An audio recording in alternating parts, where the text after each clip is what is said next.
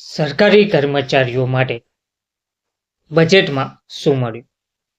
8મા પગાર પંચ પર મોટો સન્નાટો જોવા મળી રહ્યો છે અને હવે હડતાલની તૈયારી ચાલી રહી છે. નમસ્કાર મિત્રો, સ્વાગત છે તમારું અમારી યુટ્યુબ ચેનલ.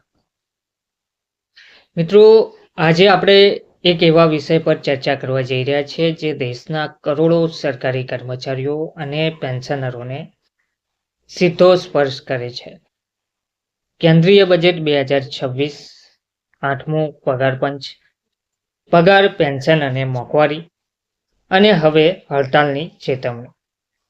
બજેટ બાદ એક તરફ સરકાર વિકાસ અને ઇન્ફ્રાસ્ટ્રક્ચરની મોટી વાતો કરી રહી છે, પણ બીજી તરફ સરકારી કર્મચારીઓમાં નિરાશા, ગુસ્સો અને અણગમો જોવા મળી રહ્યો છે.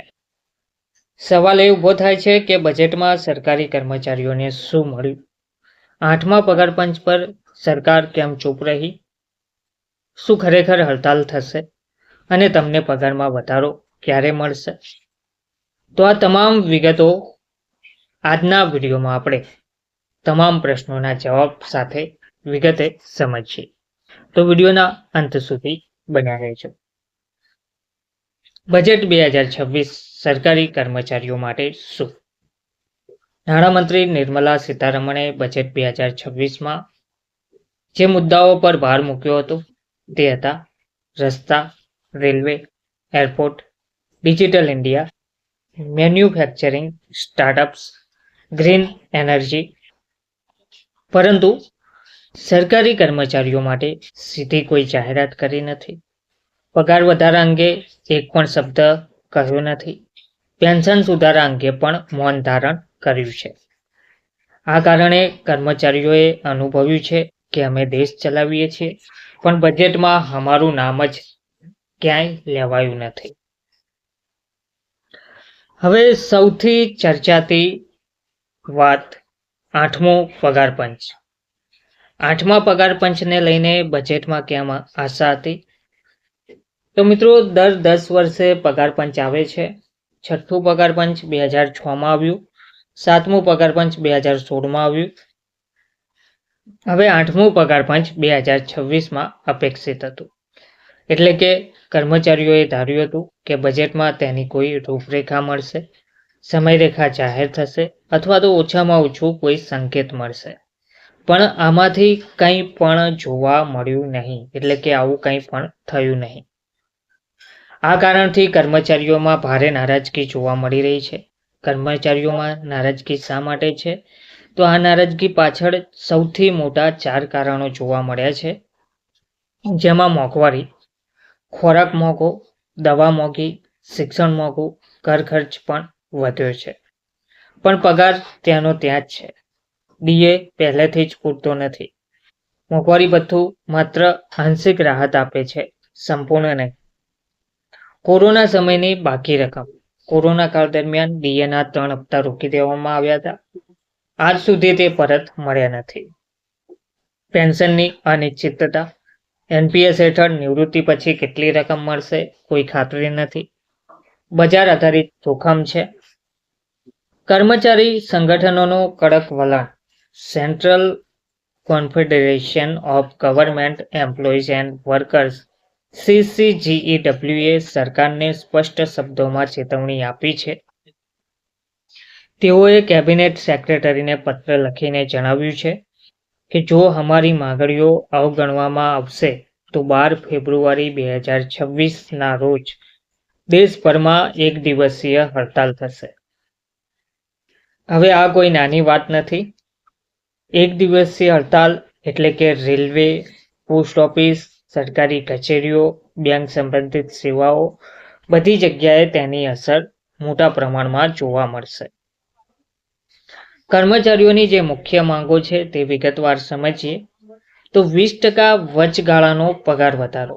જ્યાં સુધી 8મા પગાર પંચનો અહેવાલ લાગુ ના થાય ત્યાં સુધી બેઝિક પગાર, પેન્શન પર 20% ઇન્ટરિમ રિલીફ આપવી જોઈએ. આ અગાઉ પણ 5મા અને 6મા પગાર પંચમાં તે દરમિયાન આવું કરવામાં આવ્યું હતું. મુદ્દો 2, ડીએને બેઝિકમાં મર્જ કરવો જોઈએ. માંગ 2, 50% ડીએને બેઝિક સેલેરીમાં જોડવો. કોરોના સમયમાં જે 3 રોકાયેલા ડીએ હપ્તા હતા તે પરત આપવા. આથી ભવિષ્યમાં એચઆરએ, ટીએ, પેન્શન બધું વધશે. માંગ 3, ઓપીએસ પુનઃસ્થાપન કરવી. જૂની પેન્શન યોજના, ઓપીએસમાં છેલ્લો પગાર, આધાર, નિશ્ચિત પેન્શન, પરિવાર સુરક્ષા તેમજ એનપીએસમાં બજાર આધારિત, જોખમી અને અનિશ્ચિત એટલે કે કર્મચારીઓ એનપીએસ નાબૂદ કરવાની માંગ ટૂંકમાં કરી રહ્યા છે. ચોથી માંગ છે ખાલી જગ્યાઓ ભરવી. સરકારી કચેરીઓમાં જે ખાલી જગ્યાઓ રહેલી છે, લાખો પદ ખાલી છે, કામનો ભાર પણ વધી રહ્યો છે, આઉટસોર્સિંગ પણ વધી રહ્યું છે. તો માંગ છે કે નિયમિત ભરતી કરો અને કાયમીકરણ કરો અને આઉટસોર્સિંગ, કરાર આધારિત, કોન્ટ્રાક્ટ આધારિત જે ભરતી છે તેને બંધ કરો એટલે કે ખાનગીકરણ બંધ કરો. સરકાર બજેટમાં કેમ ચૂપ રહી? આ પણ એક મોટો સવાલ છે. નિષ્ણાંતોના કહેવા મુજબ 8મું પગાર પંચ નવેમ્બર 2025માં રચાયું. અહેવાલ માટે 18 મહિનાનો સમય આપવામાં આવ્યો છે. એટલે પંચ હજુ શરૂઆતના તબક્કામાં છે. ખર્ચનો અંદાજ તૈયાર નથી. એટલે બજેટમાં કોઈ જાહેરાત પણ કરવામાં આવી નથી તેવું જણાવવામાં આવ્યું છે. પરંતુ કર્મચારીઓ કહે છે શરૂઆત તો કરી શકાતી હતી ને. કર્મચારીઓનું કહેવું છે કે કંઈક અંશે શરૂઆત તો કરી શકાતી હતી, પરંતુ તેવું કંઈ પણ કરવામાં આવ્યું નથી. હવે આગળ શું થઈ શકે છે? સંભવિત જે સમયરેખા છે તે શું છે? તો મિત્રો, અહેવાલ 2027 અંત અથવા 2028 શરૂઆતમાં આવી શકે છે. અમલ તારીખ 1 જાન્યુઆરી 2026ની પાછલી તારીખથી એટલે કે મોડું આવશે, પણ બાકી રકમ મળશે એવી શક્યતા જોવા મળી રહી છે. કહેવામાં આવી રહ્યું છે કે જે અહેવાલ છે ખરી રીતે 2027ના એન્ડમાં અથવા તો 2028 ઓપનિંગ શરૂઆતમાં જાહેર થઈ શકે છે, પરંતુ અમલ તેનો 1 જાન્યુઆરી 2026થી કરવામાં આવશે. એટલે કે અમલ મોડો થશે, પરંતુ બાકી રહેતી રકમ એરિયસ તરીકે ચૂકવવામાં આવશે તેવું જણાવવામાં આવી રહ્યું છે. હવે 12 ફેબ્રુઆરીની જે હડતાલ છે તેમાં કેટલો ખતરો જોવા મળશે? તો હવે મિત્રો, જો હડતાલ થાય છે તો સરકારી કામ ઠપ થશે, ટ્રાન્સપોર્ટ અસરગ્રસ્ત થશે, સામાન્ય જનતાને તકલીફ થશે, પણ સાથે સાથે સરકાર પર દબાણ પણ વધશે. અત્યારે બંને પક્ષ વચ્ચે વાટાઘાટો સૌથી મહત્વની છે. તો મિત્રો, આ મુદ્દો માત્ર પગારનો નથી, આ આદર, સુરક્ષા અને ભવિષ્યનો પ્રશ્ન છે. સરકારી કર્મચારી દેશ ચલાવે છે, સેવા આપે છે, સિસ્ટમને જીવંત રાખે છે, એટલે તેમની અવગણના યોગ્ય નથી. હવે જોવું રહ્યું સરકાર શું વલણ લેશે, હડતાલ અટકે છે કે નહીં અને 8મા પગાર પંચ પર શું નિર્ણય આવે છે. તો મિત્રો, આવી જ માહિતી માટે ચેનલને સબસ્ક્રાઇબ કરવાનું ભૂલતા નહીં. ફરી મળીશું. ધન્યવાદ.